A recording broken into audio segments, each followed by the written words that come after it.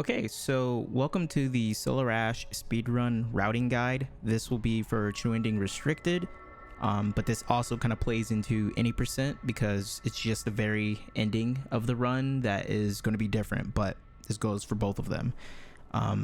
This guide isn't going to be the most intuitive. I'm going to try to explain things as properly as I can. It's going to be scuffed, so bear with me. If anything, I'm just going over the routing, and you can feel free to ask as many questions, or if you need help, there's the speedrun Discord has a lot of people that will be willing to help you out. So if this doesn't really kind of get the message across or give you all the information that you need, then feel free to ask. We'll all be ready to help you at any time. But this is just going to be for all of the new people getting into the game that don't want to have to take the time to watch someone else's run and still not understand why we are doing certain things. Okay. Now I am loosely going to go over certain techs and strats and movement, but I will include guides within this playlist of tutorials. I will include them with those, and I will loosely go over them. I will be using a save game manager as well as a mod manager, so that I will be able to kind of like go over this guide a lot better. So first things first, we're gonna open up a save for the difficulty to novice.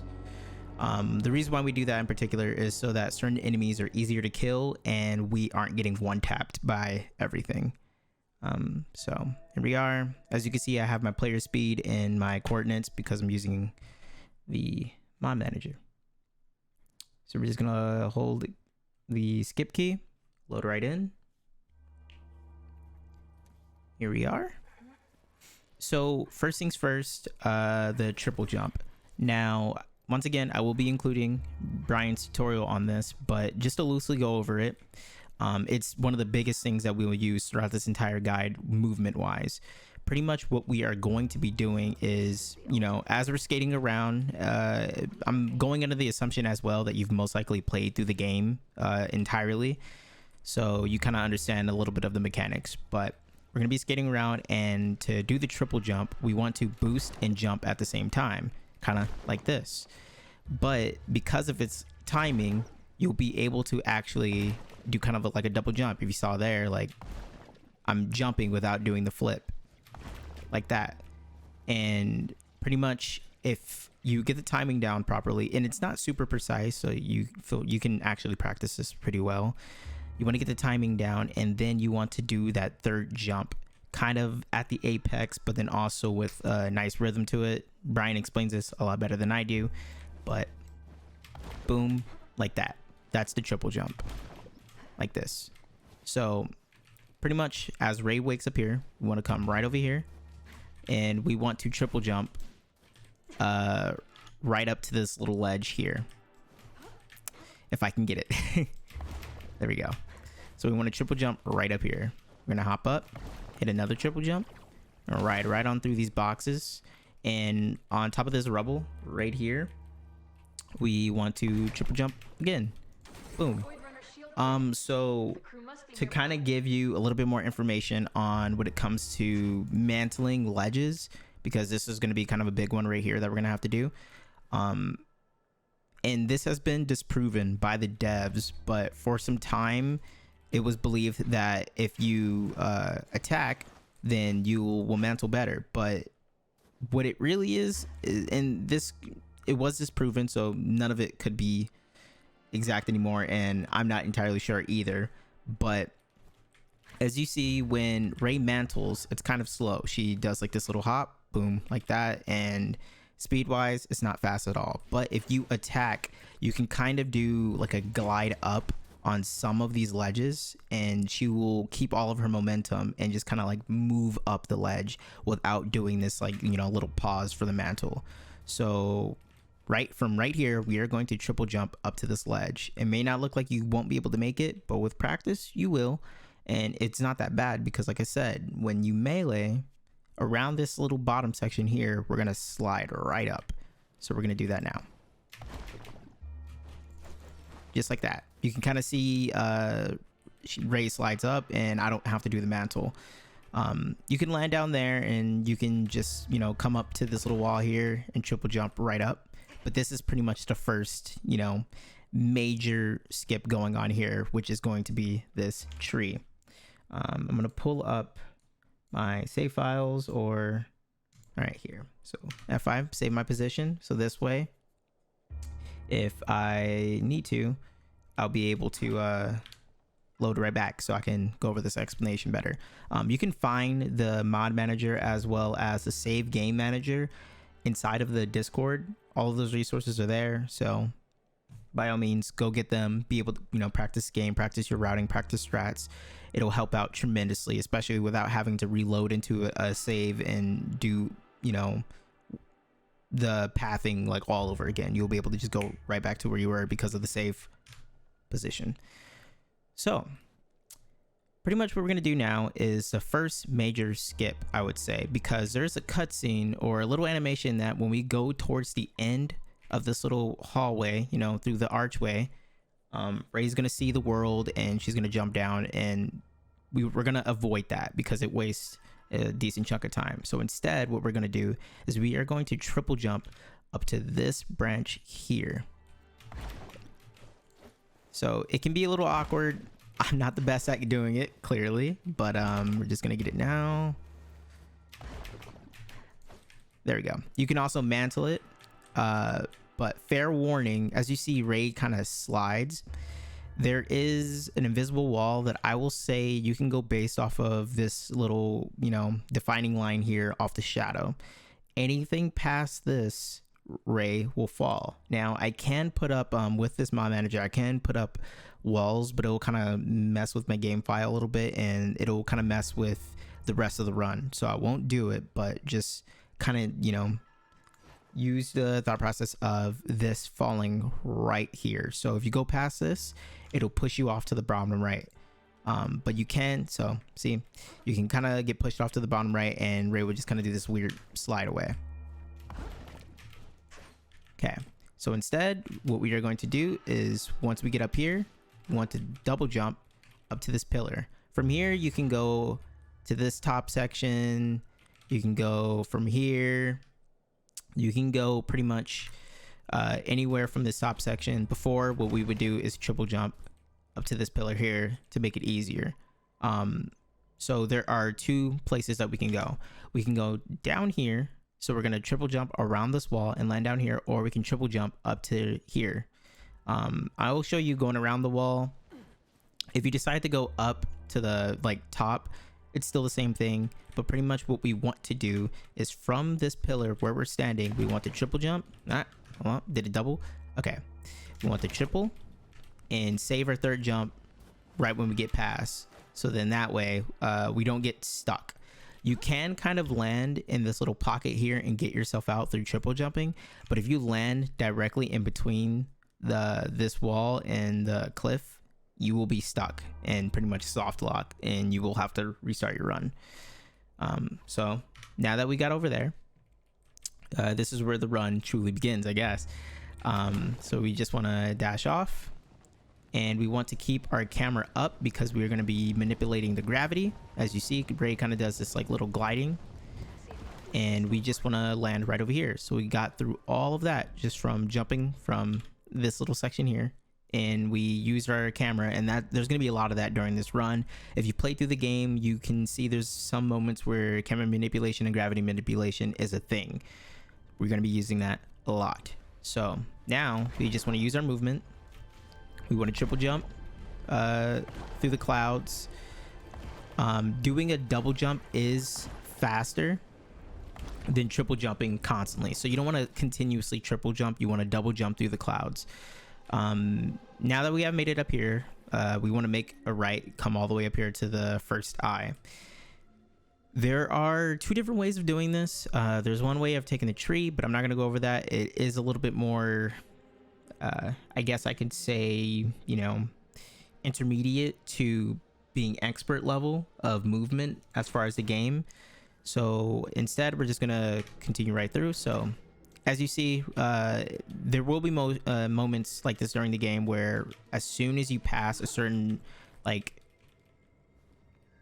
little lock here, Ray will begin to start walking like this. You can't jump, you can't move, you can't skate. She will just be walking. We're gonna bring up this dialogue, skip right through it. We want to avoid these guys down here. They won't attack until you pass this wall, but we want to avoid them. So the quickest way to do this is we are going to triple jump straight to this goop right ahead of us. So triple jump, we're going to dash, dash, dash, and you can do a dash at an angle. So if you were on goop like this, or this little black sludge, if you use your directions, as you see, I kind of do A and W at the same time, and you dash, you will be able to dash off of it just like that. So now either we can go around, preferably you want to land right here so that you can just triple jump, hit that, and from here we can time slip right up. So that's the first eye of Solar Ash.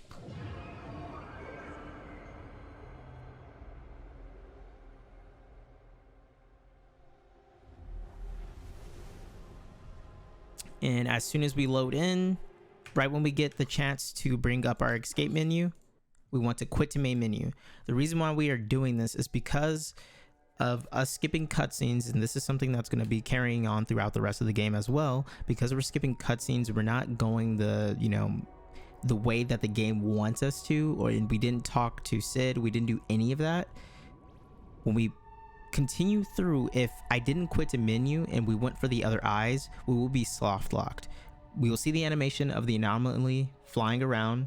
As soon as it goes away, we will be stuck. There's nothing you can get out of there. You will just be sitting at like a blank screen of, you know, the cliff or the third eye that we're gonna go to. So from here, right after we defeat that first eye, we want to quit to main menu and load right back in. There is a sound cue that you can hear right now, right there. When you hear that, you will be able to start moving. Also, a nice way of being able to tell is if you have your speedrun timer going on, if you're using an auto timer and not using a manual split timer. I can't give you too much information on the manual splits because I preferably don't do them. I just use the auto. But if you're doing a manual, I would watch Brian's runs, because Brian uses a manual split timer as well as Blade.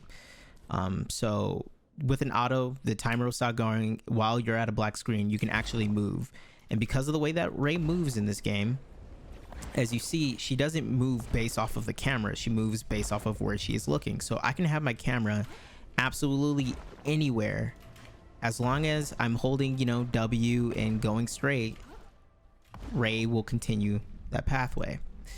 So we want to leave directly from over here, go over here, use our movement to go as fast as we can, you know, triple jumping, come right up here.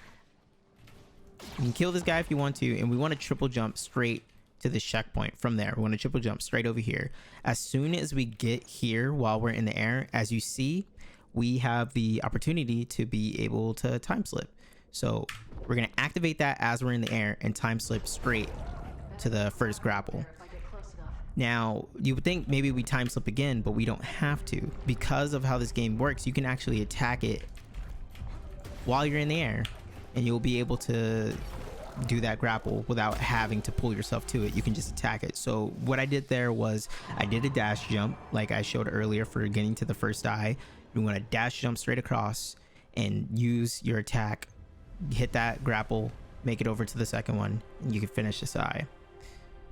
As soon as this eye is done, we're gonna head directly over to the right, kind of land on the side there for a little bit of boost. Want to triple jump right up here, hit this checkpoint, and from here we want to attack this, and we want to come up to this bit of like rock rubble here, and we want to triple jump to the bottom of the sludge. We can aim for this one. It's a bit closer and it might be a bit easier because you can kind of see that it goes a little bit lower, and if we touch it just at the very bottom, Ray will still latch right onto it. But we want to aim here because if we aim for this back one, we'll be able to only dash upwards, and we can make it to the prong that is here. if we go to the right one, we're gonna have to dash up and then dash to the left, and timing wise it's just not, you know, it's not optimal. So we want to aim for this back one. So hit this here, triple jump, dash up, and you can hit it from here if it works. And turn, as soon as you hit it, turn right around and grapple. And that's the final eye. Now the anomaly is going to come right down, and there is a bit of RNG as far as this boss goes when it comes to where it's going to land right here, as well as where it will spawn you after each phase. So what I mean by where it'll land, so right there, tail, perfect, it's right in front of us. So as soon as we load in, we want to jump down, come right over here. It got a little further away. We can time slip, and we want to go through the phases. If you go on the left side of it, you will kind of have a bit more speed just based on the gravity around this boss. And we just want to go through it. I won't show each phase because it's pretty straightforward for the rest of this boss. Go through the phase, and right here we have 3 different locations that we can spawn. As you see, we got this one. The second one is where we got that second eye, and the third one is right over here where the mouse is. As soon as you spawn, you know, just rush straight to it and complete the rest of the anomaly.